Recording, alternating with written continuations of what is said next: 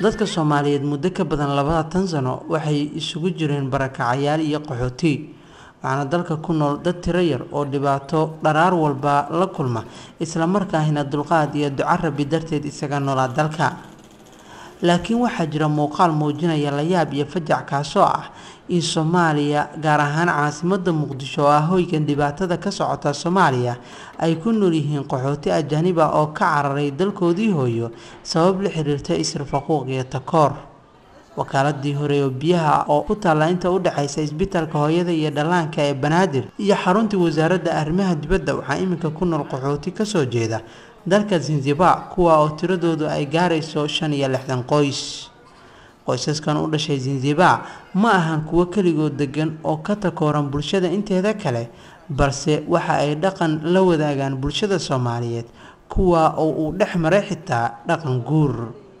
Soomaaliya iminka waa dal aan xuduud lahayn ayna iska soo galaan cidii doonto isla markaana laga fuliyo wax walba ha ahaato dhibaato ama horumar intuba waxaa la wada xusuusan yahay xilligii ay joogeen ciidamada Itoobiya gudaha magaalada Muqdisho in Muqdisho lagu arkay dad iyagu ka dawarsan jiray magaalada isla markaana sheegi jiray inay masaakiin yihiin oo hogaaminaya ciidamada isla markaana ku sugan aaga hore ee dagaalka una bareeraya dhibaateynka shacabka Soomaaliyeed ay u gacan horsan jireen kolkii ay masaakiinta magacooda sheeganayeen waxaana dhaxalkaasi mirihiisa la gortay markii ay Itoobiya si tamasho ah ku soo gashay Muqdisho iyadoo fasax ka haysatay dawladii uu hogaaminayay Cabdullaahi Yuusuf Axmed gobolada Bari iyo Nugaal oo kamid ah gobolada dalka Soomaaliya gaar ahaan kuwa iyagu inta badan lagu dhibaateeyo dadka Soomaaliyeed oo aan qabiil ahaanta ka soo jeedin halkaasi ayaa waxa la xaqiijiyay in ay ku nool yihiin 75,000 oo qoys oo dhalashadoodu ka soo jeedo Amxaaro kuwa oo si xor ah ugu dhex nool magaalooyinka tiyo la xusuusan yahay in dad Soomaaliyeed oo dhalad ah laga soo masaafuriyay goboladaasi laguna sheegay inayna iyagu u dhalan goboladaasi waa su'aale qofka Amxaariga ah iyo qofka Soomaaliga ah keebaa dhow dhalasho ahaan aqoon-yahano daraasad ku sameeyay arrimaha bulshada gaar ahaan isdhexgalka bulshooyinka ayaa saadaalinaya in jiilasha soo socda ay suurtagal tahay in dadka Soomaaliyeed ay ku yaraadaan dalka isla markaana kororka ajaanibta dhoofka ku timi uu ku sii kordhayo sida ka dhacday dalal badan oo caalamka ah afayeenka qaxootiga Zanzibar ee ku nool magaalada Muqdisho Cabdirashiid oo Keed Media ay kula kulantay wakaaladii hore ee biyaha oo hadda hooy u ah qoysaskaasi ayaa waxa uu ka sheekeeyay sida ay noloshoodu tahay Rashid, we are Kid Media. We wanted to ask you a few questions about your life. Okay. At first, how many families that you are living here? So, before I reply your question, I would like to introduce for someone. So, I am Abdul Rashid Abdullahi Said. I am Zanzibar refugee spokesman.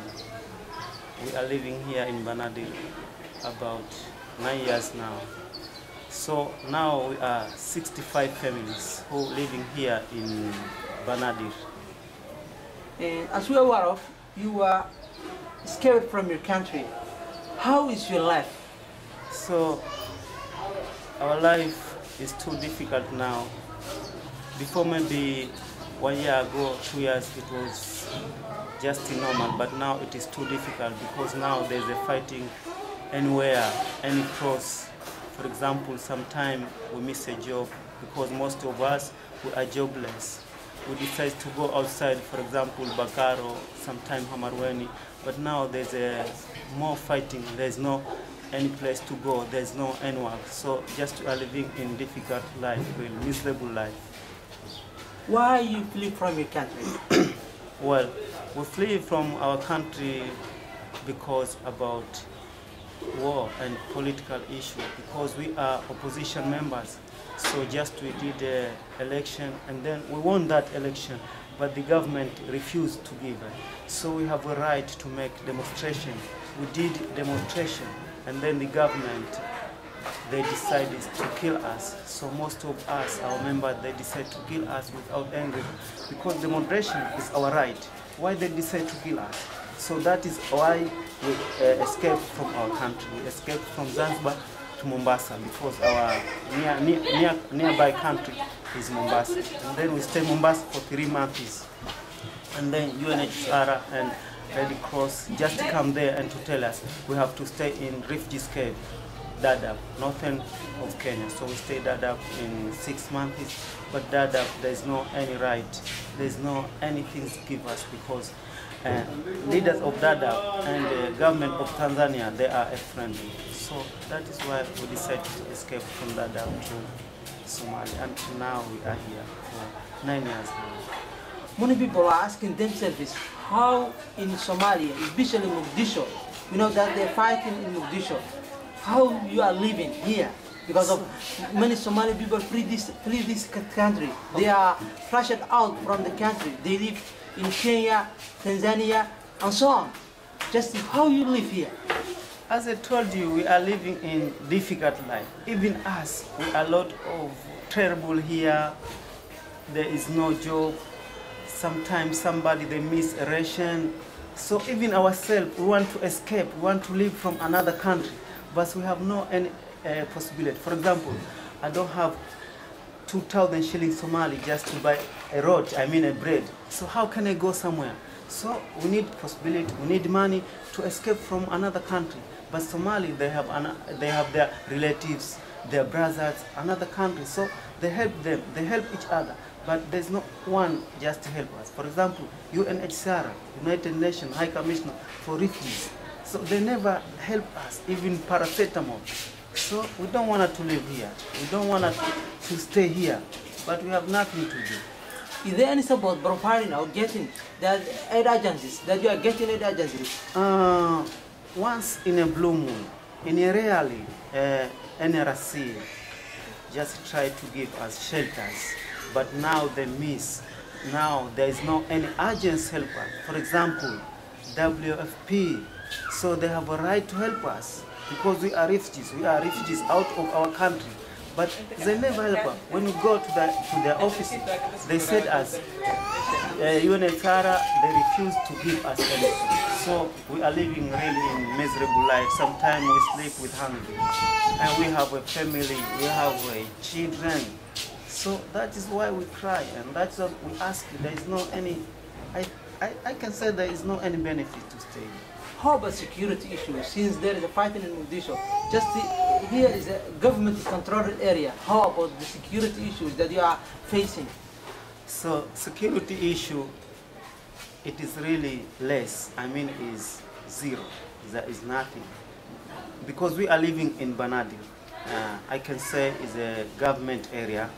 So there is a little security. But sometimes we have to go outside to find a work. So when you go there, sometimes somebody can come and to catch you and to ask you more questions.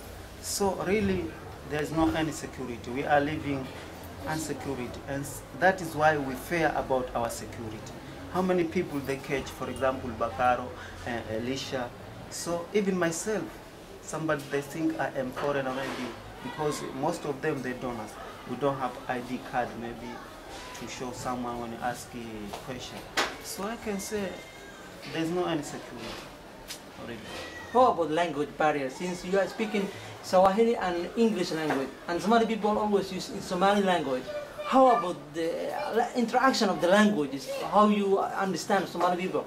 So we are here for 9 years, so we can understand it sometimes, because Somali language is a difficult language, but when someone speaking or talk to me, I can understand, but it is too difficult to reply the answer, you know. So sometimes I talk like a deaf, you know, but language it is no more matter. So we know a little bit how to speak, how to talk Somali language. It doesn't matter about language. So no matter is a, for example, security and security. Sometimes we are living in terrible, we have no any job, we are jobless, most of us. So how could you live without work? Too difficult. آمن سعيد حاجي. ninkayga cali jacfar usmaan. Amina Saciid Xaaji waxaa tahay gabar Soomaaliyeed oo ka mid ah gabdhaha u dhaxay ragga Zanzibarka ee dalkan u soo qaxay ka waran noloshiina sidee tahay nolosheeda ninkan markaan guursanay anigoo dhar dhaqaayo oo shaqeynaayo oo garoob wiil lama adeer aan ahay igu soo dhedheeli oo isoo furay oo dhar dhaqaayo aan isbaranay أنا ضد بدن وحيش ودينا يعني أضاء في صومالي كوهن ليسي يعني زنزبارة أو سواحلي إنجليش لوضع في الوقت كهلا سيدا تشوف فهمتين جورك وحكار شكهر رعة أو صومالي شو كان سأترى مركز شو كان سجين سيدوها هذا يقرأ عليه وأنا دروفة إيه سي نكان مركز جورا كان روا مركز إيه الصومالي حوجا يرقو بلا بهوا كسر صومالي ما دام ودك فيها وكنيها هذا الكيس معنا جاء واي حوله ولا لا أنا جوا كجع الله إنا كبر سدان ربا كبر حلال أنا كارواني المسلم أنا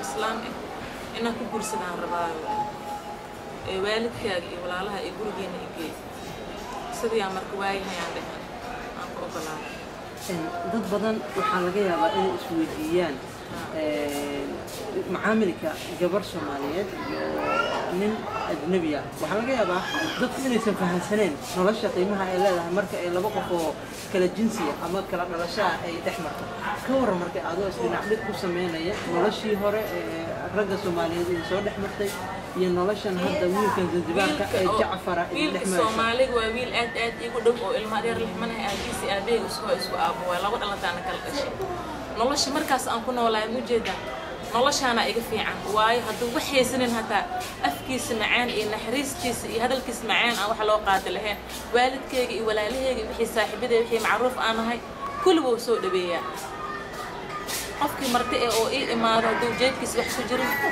kan hata deen waa iga soo qaadaa oo qofkaas igu ceebeenay deen hata waa soo qaadaa guriga keena kariyo leeyahay marka ninkaas wax oo naxariis uu leeyahay ma jirto وأنا إيماني إسلام لماذا أن يرتهيب وبنادم عن إهان وأرين مدن إن سقطت الرائع استراتيجية كدم بيسا أجانب تكسو كرديس الدلكة حكسو قال النظام قحوتي أما بقناعسي يولي بالنظامية كالين تباع ويوعنان لهيد هدي سومالي دا أي كبراروغي لهيد qatarta ka soo fool leh ajaanibta isku sii farabadanaysa gudaha dalka isla markaahina ay garan lahayd qatarta lagala kulmi karo kororka ajaanibta iyagoo darsaya dhibaatooyinkii ay ka dhaxleen dalalkii hore u soo dhaweystay ajaanibta